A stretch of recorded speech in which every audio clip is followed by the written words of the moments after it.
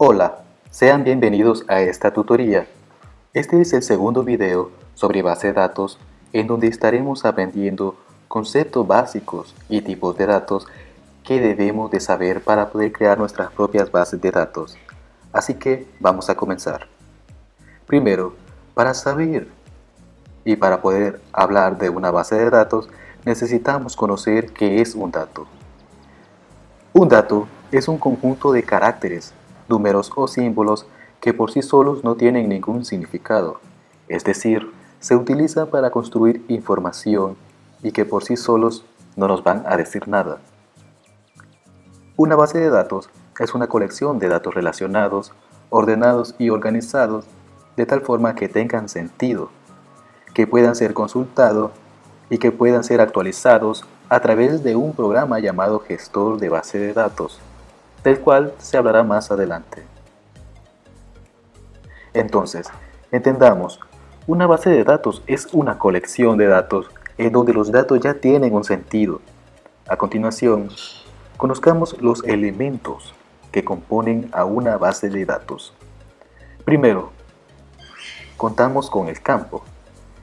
Este es el área de almacenamiento la cual nos brinda la base de datos para almacenar datos de un tipo en específico.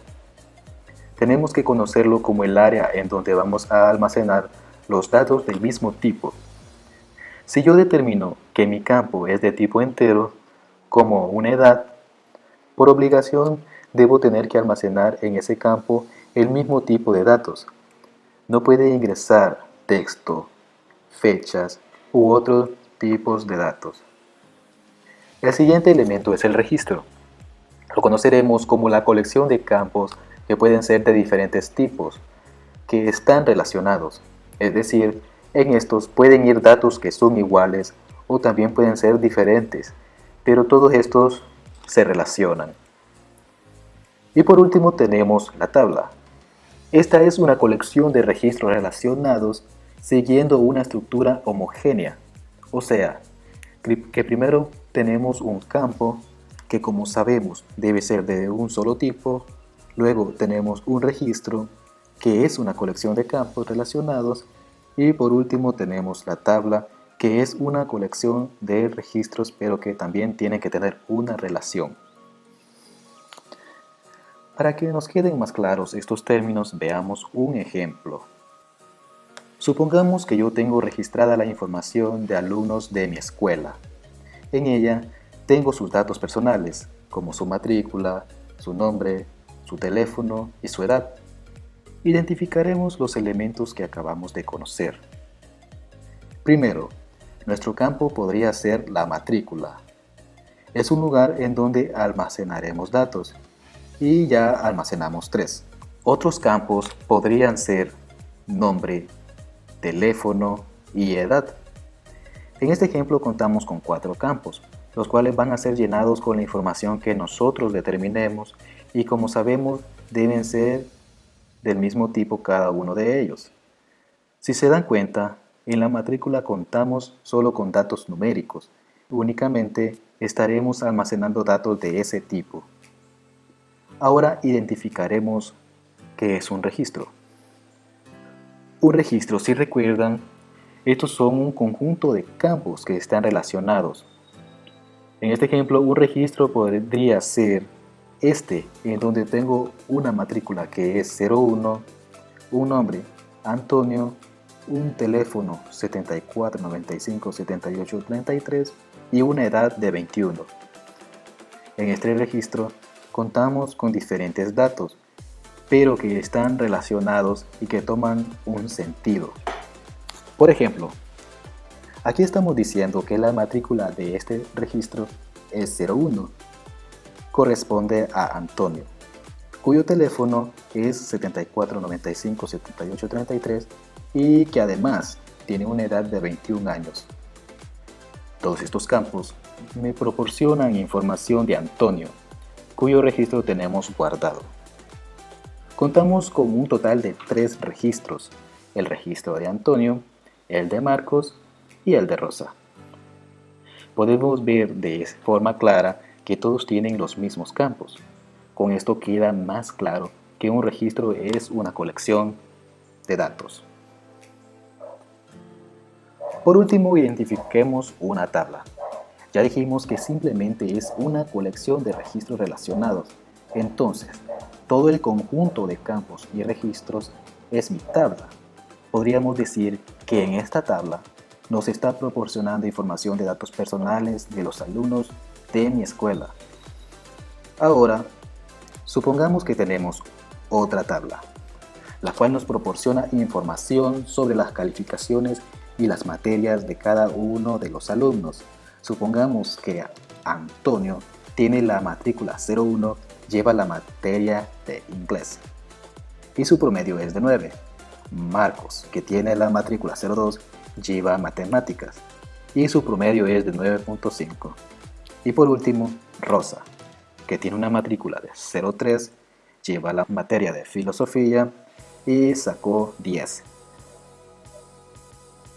Si tenemos dos tablas diferentes, pero que a la vez están relacionadas, estamos hablando del concepto general de base de datos. El tema de relaciones lo veremos más adelante. Por ahora solo comprendamos el concepto de base de datos.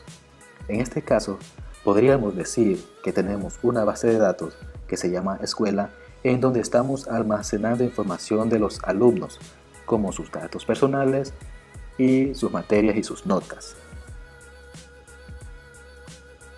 De esto tratan las bases de datos, de organizar información de datos, relacionarlos para que tomen sentido y podamos ingresar, consultar, actualizar y eliminar esos datos.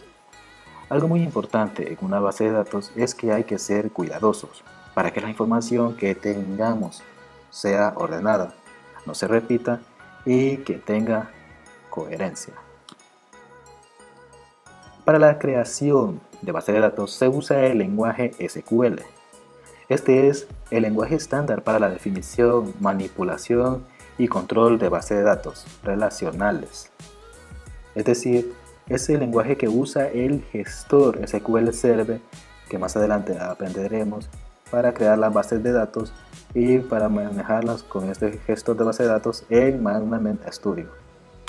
Como resumen, hemos visto los campos, los registros, las tablas y una base de datos.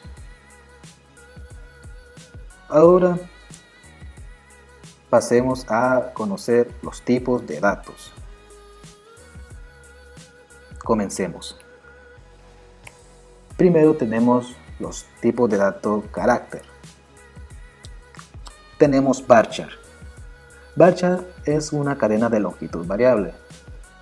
Por ejemplo, si queremos almacenar un nombre de tipo varchar que tenga una longitud de 7, estamos diciendo que la longitud de nuestro campo es de un máximo de 7 caracteres, con lo que podremos almacenar el nombre de Juana.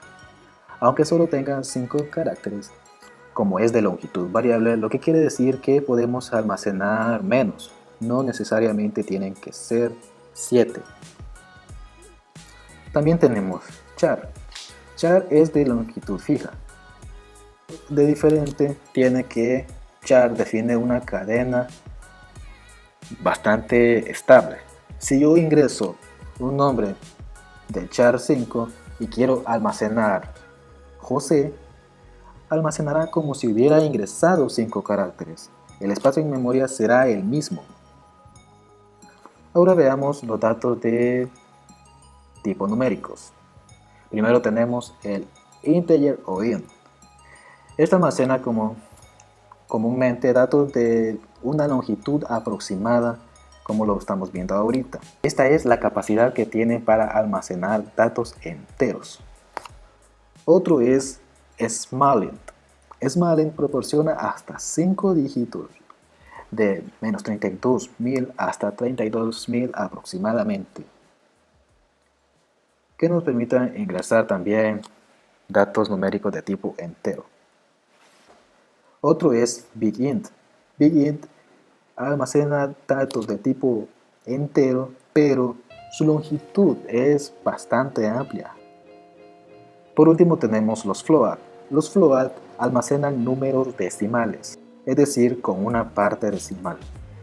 También tenemos datos de tipo fecha y hora. Tenemos datetime.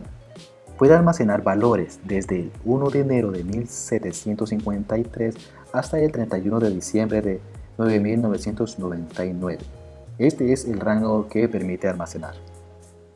El otro tipo de dato es Small Datetime.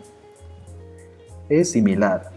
Puede almacenar valores desde el 1 de enero de 1900 hasta el 6 de junio de 2079. Solo cambiaría el rango.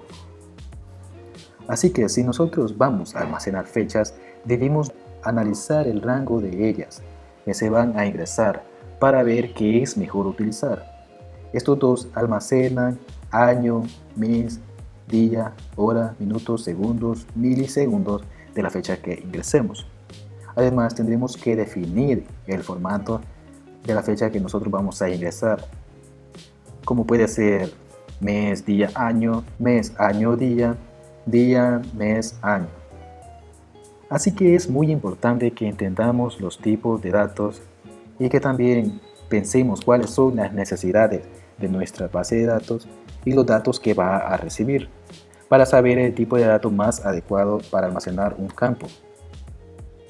Estos no son los únicos tipos de datos en SQL, pero son los más usados. Todo lo visto en este video lo veremos de forma práctica más adelante. Con esto terminaría mi tutoría de los conceptos básicos de las bases de datos. Si tienen dudas, consultas, pueden escribirme en Google Chat. También escribir en los comentarios de Classroom o escribirme por Telegram como @manuelito. Nos vemos en un siguiente video.